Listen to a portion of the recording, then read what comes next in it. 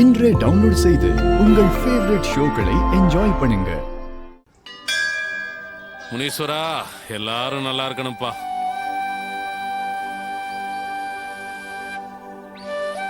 அப்பா முனீஸ்வரா ஐயா,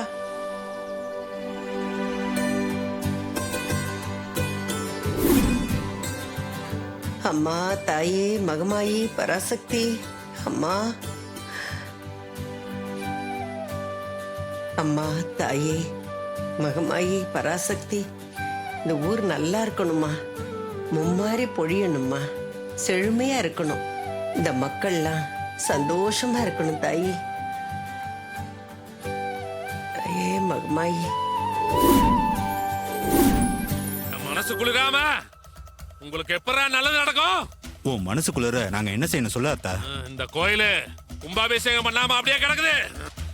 அதை யாருமே கண்டுக்காம இருந்தா என்னடா அர்த்தம்? உங்களை காக்குற எனக்கு நீங்க செய்யற நன்றி கடன் இதுதானா?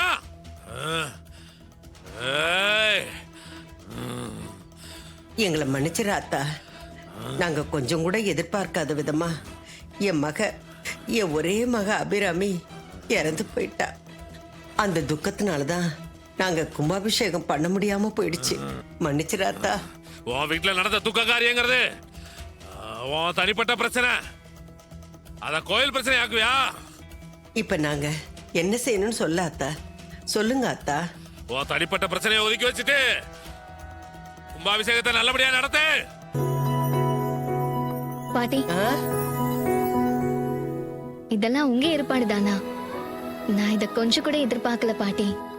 கண்ணு, நல்லது செய்யறதுக்கு இந்த மாதிரி எல்லாம் செஞ்சாலும் அதுல ஒண்ணும் தப்பே இல்லை.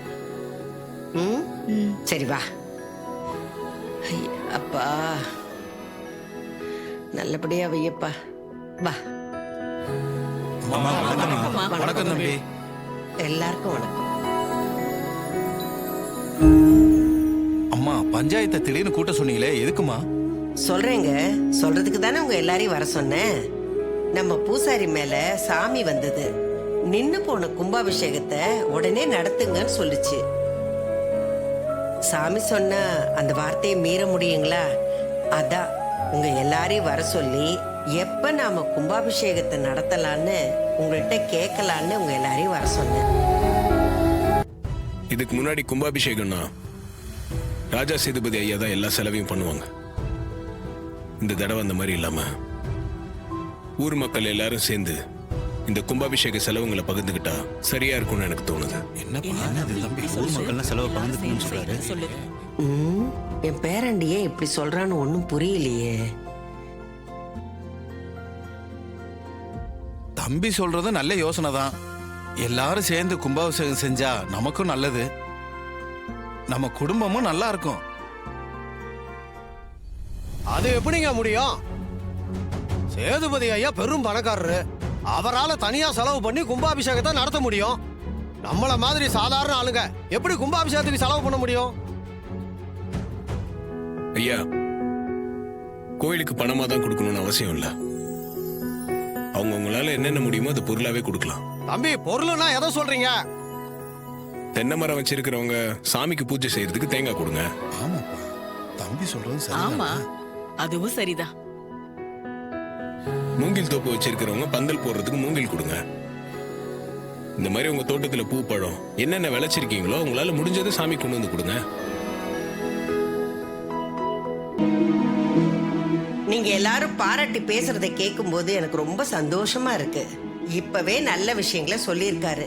இன்னும் பாருங்க, இந்த ஊருக்காக இன்னும் நிறைய நல்ல விஷயங்களை செய்ய போறாரு. தம்பி, சேதுபதி ஐயா இடத்துல இருந்து நீங்க தான் இந்த கும்பாபிஷேகத்தை சீரும் சிறப்புமா நடத்தி கொடுக்கணும். ஐயாவோட இடத்துல என்ன வச்சு பாக்குறீங்க? அதுக்கு நான் தகுதியானவனான்னு எனக்கு தெரியல. நம்ம எல்லாருமே ஒன்னா சேர்ந்து இந்த கும்பாபிஷேகத்தை நல்லபடியா நடத்தலாம். அம்மா, உங்க பெருந்தன்மை அப்படியே தம்பிக்கிட்டையும் இருக்குமா. எவ்வளவு அடக்கமா பேசுறாரு பாத்தீங்களாமா? தீட்டு இருக்கிற கையோட அந்த ராஜனை வச்சு எப்படி கும்பாபிஷேகம் பண்ண முடியும்? சாமி தான் தீட்டுங்கிறது உன் தனிப்பட்ட பிரச்சனை. அத ஊர் பிரச்சனையா ஆக்காதன்னு சொல்லி கிழவிகிட்ட சொல்லி கும்பாபிஷேகத்தை நடத்துன்னு அருள் வாக்கு சொன்னதா ஊருக்குள்ள சொல்றாங்க. வழக்கம் போல இந்த கும்பாபிஷேகத்தையும் அந்த கிழவியோட டிரைவர் பேரன் தான் நடத்துவான் போட்டிருக்கு. ஆமா சித்தப்பா, அவன் தான் முன்னாடி நின்று செய்வான். ஆனா சாமுண்டீஸ்வரிக்கு தெரியாம செய்வானா. மவனே, இந்த கும்பாபிஷேகம் நடக்கக்கூடாது மவனே. அப்படி நடந்தா 2 குடும்பமும் ஒண்ணு சேர்ந்துரும். ஒண்ணு சேர்ந்துட்டா நானும் ஜெயிலுக்கு போக வேண்டியதுதான். சித்தப்பா கவலைப்படாதீங்க, கும்பாபிஷேகத்தை நடத்த விடாம பண்ணிடுவோம். கிழவியோட ஊர்ல விரும்புன்னு நமக்கு தெரிஞ்சு வரல, அவனை வச்சு எப்படியாவது கும்பாபிஷேகத்தை நிப்பாட்டிடலாம். சரிதானே? சரி மவனே. பார்த்துக்கலாம் சித்தப்பா. மவனே, அங்க பாத்தியா, அந்த சாமுண்டீஸ்வரியோட மகளும் மருமகனும் சாப்பிட வந்திருக்காங்க.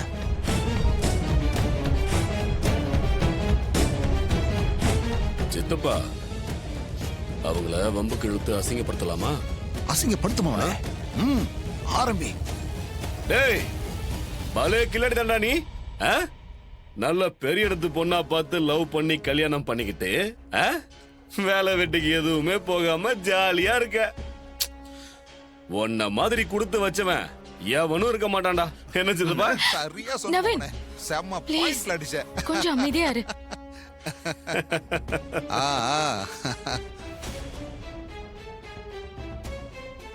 சார் என்ன சார் சாப்பிடுறீங்க? தம்பி, அந்த பயலுக்கு வெக்கம், மானம், சூடு, சொரணை இந்த மரியாதை இருக்குல்ல, எல்லாம் ஒரு பிளேட் கொடு.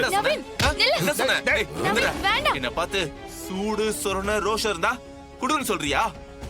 முதல்ல உனக்கு அதெல்லாம் இருக்காடா? ஐயோ, ஊரு முன்னாடி எத்தனை தடவை அசிங்கப்பட்டிருப்ப. நவீன், இவங்க வீட்டுக்கு முறவாசல் செய்ய போய் அசிங்கப்படுறதெல்லாம் மறந்து போச்சா? நவீன் ப்ளீஸ் நவீன். ஏய், என் மேல கை வைக்கிற அளவுக்கு வந்துட்டியா? உன்னெல்லாம் உயிரோட விடக்கூடாதுடா. உங்க சண்டையெல்லாம் வேற எங்கேயாவது போய் வச்சுக்கோங்க. பப்ளிக்க இடைஞ்சல் பண்ணாதீங்க.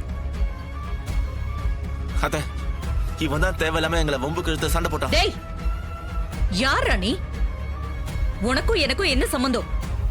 நீ எதுக்குடா என்ன அத்தனை கூப்பிடுற? சாமுண்டீஸ்வரி, இவன் என்ன சொன்னான் தெரியுமா?